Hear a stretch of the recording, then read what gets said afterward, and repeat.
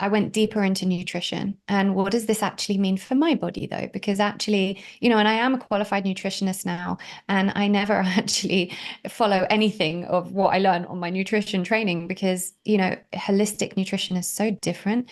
Different people are different and need different foods. And so I went really deep into the study of gut health and gut microbiome and, a personalized approach to eating, an ancestral approach to eating, and deficiencies and supplements and all that kind of stuff, mineral balance. And then it only got me so far, and I was like, what do I need to do now?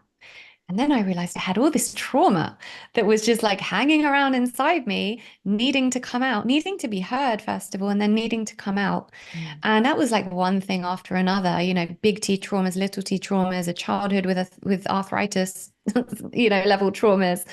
And so many trapped emotions of being a very intense, very highly strung child that no one really understood. And through all my mum's amazing efforts, she didn't get me. She didn't get these big emotions and needs, emotional needs I had. And, not that that was her fault. She didn't have the resources to do that. And that came with all its own trauma. So I went deep into the emotional. So I'd done the physical. And now I was in the emotional, which was looking at trauma. It was looking at trapped emotions. It was looking at inner child work. And then that kind of took me into the mental. So first of all, it was the shadow work and what am I not seeing about myself? That was where the victim consciousness came through that we spoke about, because that was like, oh, I'm actually still existing in this victim consciousness, even though the conscious part of me really wants to heal and I want to be better. There was so much under there, so much. I mean, to the point that I realized, and this was years into this work, because you've got to kind of be willing to face the very hard things to get to this point where I realized I felt safer when I was in pain. I liked being in hospitals as a child because that's where I got the most attention. And it was stuff like that that took a long time to shift, a long time to get to, and then a long time to shift.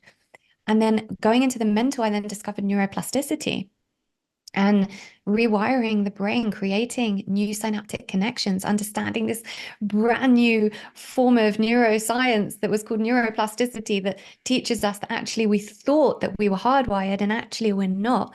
There's these neural pathways in the brain that create habits and patterns and can even keep us in dis-ease. And actually, we can break those down and create new ones. And I'm preaching to the choir here because you've done a lot of Joe Dispenza stuff. But this was brand new to me. This was before I had Joe Dispenza books. And obviously, his work then really deepened that for me. And he was one of the catalysts for that. But it was rewiring my brain out of disability thinking. And so I was realizing that all these things were so deeply connected. And then discovering things like epigenetics. And I feel like epigenetics was a real missing piece of the puzzle, because understanding that it wasn't because the first question people always ask is, oh, was it hereditary? Is that why you got it? And the answer I'm able to give now is so much more nuanced, because it's like, well, there is an element of me being genetically predisposed to autoimmunity, but it's the effect of the environment on my genes that enabled that gene to be switched on. So, and there were many factors that contributed to that. And everything is nuanced, and that's what I kept coming to. There isn't a one reason for why it started, and there isn't a one thing that cured it.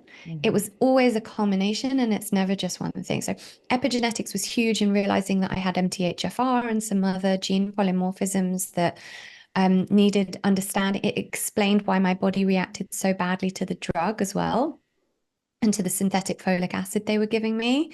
It explained why my body held on to heavy metals and neurotoxins in the environment more than other people's might. And so then that took me back into, I'd always been with homeopaths, but then my homeopath started doing deep heavy metal detoxes. So we were now back in the physical.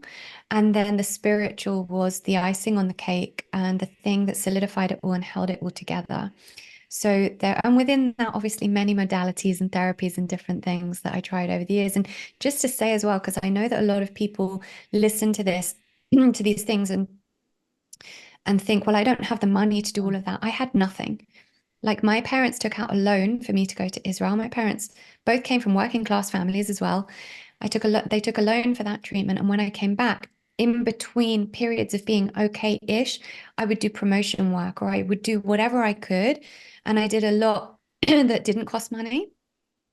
And I did a lot that I found charities that offered, discounted prices for things like massage or craniosacral therapy. I mean, I really researched and found ways to make it happen. And again, not falling into that victimhood of, oh, but I can't, oh, she can afford that. At least she can afford it. And I can't. That's what I hear a lot, And I really couldn't. There wasn't this abundance of money. And I'm a massive believer that we can start with the small, free things. And those are the most important. So getting out in the fresh air, grounding on the earth, drinking good water, seeing the sunlight every day, meditating, eating good food. And those are really kind of the key things that, I really believe in the importance of that. Yeah, it's foundational. And I love it is that it's like you said, because a lot of people, this is an issue that comes up. It's like accessibility and trying to make these healing modalities more accessible for people. And Michael Beckwith, I think, says in the film, like, you could either grab if you have a choice between a Twinkie and an apple, grab an apple, Right. Both kind of same cost. And, right. And it's also a frequency, like you said, when you have that intention to heal and when you have that desire and then you commit to it, and we're human, so you're going to drop into victimization mindset or consciousness. But then to cultivate that awareness, pull out of it, it is a frequency, and you're going to magnetize the people and the modalities that you, not only that you need, but are willing to help, so totally. You just have to, it's so much about belief in frequency and intention, and just really trusting that life is magnetic and it's all energy and we're all connected. So when you're ready and when you make that intention, the teacher, the healer will appear. Always, yeah. And it is about the belief. And the thing with that I always say is, a spiritual path is not my shaman always says the warrior's path is not the easy path. But before we even come here, we choose it. And, when you're going on this deep spiritual journey, what you have to understand is that it's great when it's easy to keep a spiritual practice when things are going good. But can you keep it when things aren't great? And what is your perception of good and bad as well? Because that's just a perception. Maybe you chose these experiences in order for your soul to grow. And that's what I truly believe in. Getting to that point enables us to be able to manage the quote unquote bad against the good with the same level of kind of, not ambivalence, but I guess acceptance and surrender, and being able to keep the faith regardless, because this has happened. I know it's so cliche, but this has happened for a very specific reason that is going to elevate you on your spiritual evolution to somewhere beyond where you are right now. And you need to go through this in order to reach that point. And I know that the most challenging situations in my life, and even in the last year, I've had a situation that was really challenging for me. And even that, and I was like, oh, really, really, God, really? Like, come on, give me a break. Like, have I not had enough? Sounds like my last 2 years. Yep. Victim consciousness. And then I was like, there's a reason. Come back to that trust muscle, that faith. And I did. And it pushed me deeper into my healing. And had all those things that I wanted to happen had gone right when I wanted them to go right, again, like, I've gone so deep even in the last year of changing things and being, elevating to even another point on my spiritual journey.